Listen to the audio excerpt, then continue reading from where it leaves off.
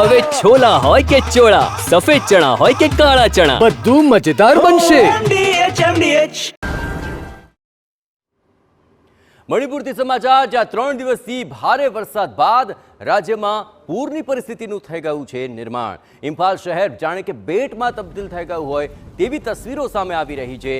અહીં રસ્તાઓ જળબંબાકાર છે, ઘરોની અંદર પણ ફરી વળ્યા છે પાણી. આ આકાશી દ્રશ્યો આપ જોઈ રહ્યા છો કે જ્યાં ચોતરફ બસ પાણી જ પાણી નજરે પડી રહ્યું છે.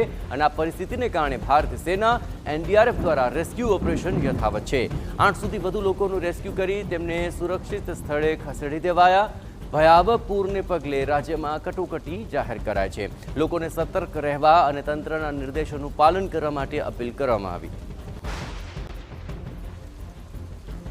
તો ભારે વરસાદ બાદ પૂર્વોત્તર રાજ્યમાં જળ પ્રલય જેવી પરિસ્થિતિનું નિર્માણ થઈ ચૂક્યું છે. ખૂબ જ આ ચિંતાજનક તસવીર આપ જોઈ રહ્યા છો.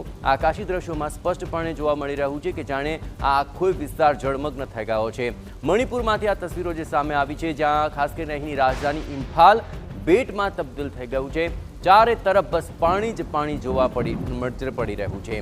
સતત 3 દિવસથી વરસાદને પગલે ઇમ્ફાલ ઈસ્ટમાં પૂરના પાણી ફરી વળ્યા.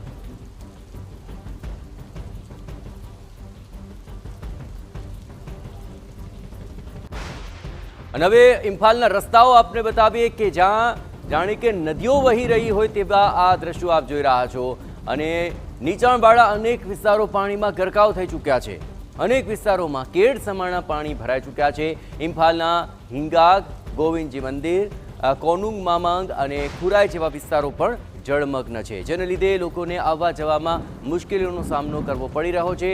મણિપુરના અનેક ગામ ભારે વરસાદની ઝપેટમાં છે અને 800થી વધુ મકાનો જમીનદોસ્ત થઈ ચૂક્યા છે. જે રસ્તાઓ પર એક સમયે વાહનો દોડતા હતા ત્યાં સ્થિતિ એ હદે વણસી છે કે લાઈફબોટ ઉતારવી પડી રહી છે. ભારતીય સેના, અસમ રાઇફલ્સ અને એનડીઆરએફ દ્વારા સતત રેસ્ક્યુ ઓપરેશન યથાવત છે. પૂરના પાણીમાં ફસાયેલા લોકોનું રેસ્ક્યુ કરી તેમને સલામત સ્થળે ખસેડવામાં આવી રહ્યા છે. આ ભારે વરસાદે પગલે સરકારી કાર્યાલયો અને હોસ્પિટલોમાં પણ પૂરના પાણી ફરી વળ્યા હતા, જેને પગલે દર્દીઓનું પણ સ્થળાંતર કરવાની ફરજ પડી હતી. તંત્રએ નીચાણવાળા વિસ્તારોમાં રહેતા લોકોને સતર્ક રહેવા માટે અપીલ કરી છે. અહીંની ઇરીલ નદીનું જળસ્તર વધતા સ્થિતિ વણસે તેવી શક્યતા સેવાઈ રહી છે. ત્યારે નવા આદેશ સુધી શાળાઓમાં ગરમીની રજા વધારી દેવાય અને લોકોને સલામત સ્થળે જ રહેવા નિર્દેશ કરાયા છે.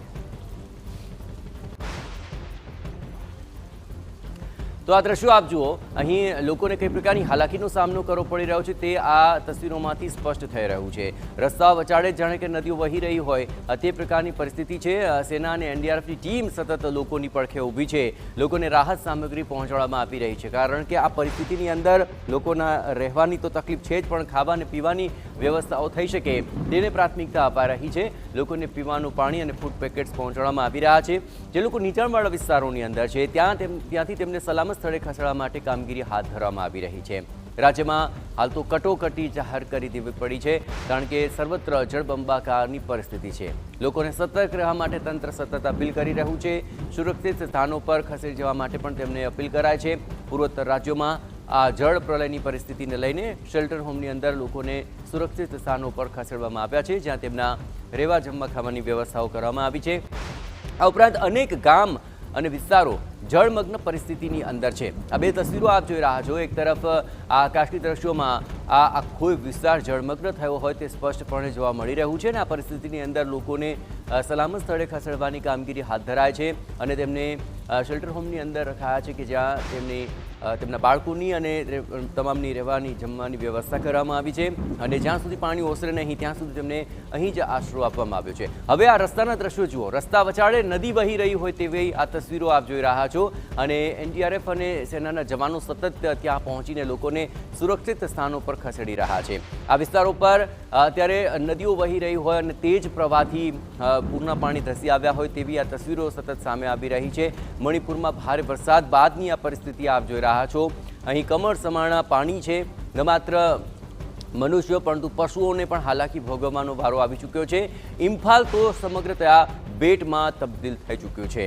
અને જ્યાં સુધી પાણી ઓસરશે નહીં ત્યાં સુધી લોકોને આ જ મુશ્કેલ પરિસ્થિતિઓનો સામનો કરવો પડશે.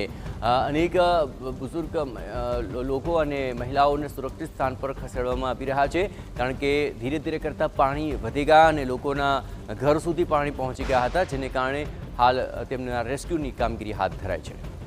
MDH કિચન કિંગ મસાલા રસોડામાં હોય તો આપણે કાંઈ પણ બનાવી શકીએ છીએ. રીંગણાનો ઓળો, બટેટા ફુલાવર, ભીંડી મસાલા અને બીજું ઘણું બધું.